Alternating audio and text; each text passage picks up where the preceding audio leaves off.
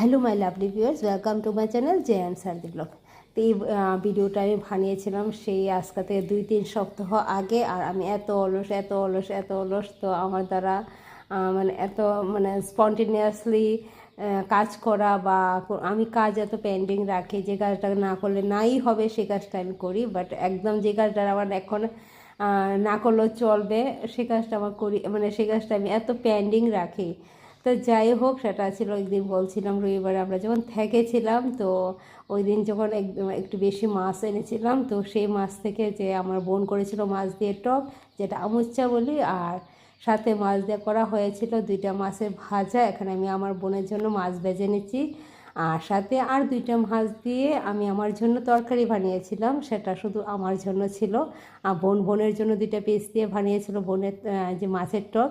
আর 4টা মাছের পিস ছিল, যেটা পরের দিনের জন্য রাখা হয়েছে। 4টা আর 3টা মেবি ছিল, যেটা পরের দিনের জন্য রাখা হয়েছিল। সেটা মানে সবজি, মিক্স সবজি দিয়ে মাছ দিয়ে করা, ভেঙে যে করা হয় সেটা।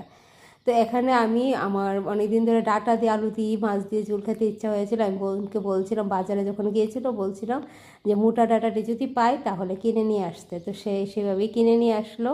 ডাঁটাগুলি যত মানে এত মোটা ছিল না, বাট ঠিকঠাকই ছিল, রান্না করা যায়। তো এগুলিকে আমি এইভাবে মানে সাঁতলিয়ে তারপরে মানে আমি একদম আলাদা করে কিছুই ভাজিনি, আলাদা করে ডাঁটো ভাজিনি, আলু ভাজিনি, একদম ফোড়ন দিয়ে সে ডাইরেক্ট ভেজে দিয়েছে। আর যে একটা পেস্ট করেছি পেঁয়াজ রসুন আদা দিয়ে, সে একটা পেস্ট করেছি, সেই পেস্টটা পরে দিয়ে সবগুলো কষিয়ে নিয়ে এসে তারপরে একটু জিরা ধনিয়ার গুঁড়ো দিয়ে সে তারপরে ঝোল দিয়ে দিয়েছিলাম। রান্নাটা অসাধারণ হয়েছিল, খুব টেস্টি হয়েছিল, কিন্তু ঝোলটা একটু একটু শুকিয়ে গিয়েছিল। তো পরে প্রথম তো ঝোলটা অনেকটা শুকিয়ে গিয়েছে, পরে কি করেছি দেখি মানে যখন আমি এটা রান্না টান্না করার পরে বাটিতে রেখেছিলাম তখন দেখি একদমই শুকিয়ে গেছে। তো তারপরে আমি তরকারিটা নিয়ে একটু গরম জল করে আবার ঝোল করেছি, ঝোল করে তারপরে ওইটার সাথে মিক্সড করেছি।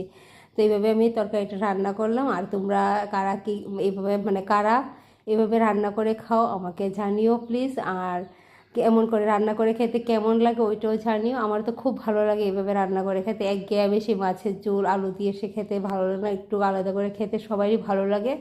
তো আমার কাছে খুব ভালো লাগে এভাবে আলু দিয়ে সে ডাঁটা দিয়ে ঝোল করে খেতে।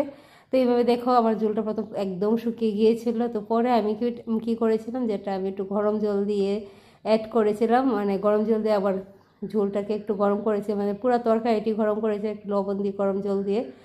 তো যাই হোক, খেতে খুব অসাধারণ হয়েছে, দেখতে যেমন লোভনীয় ছিল সে খেতেও খুব অসাধারণ হয়েছিল। তো কেমন হয়েছে আমার এই ব্লগটা জানিও প্লিজ। দেখা হচ্ছে নেক্সট ব্লগে। Thank you for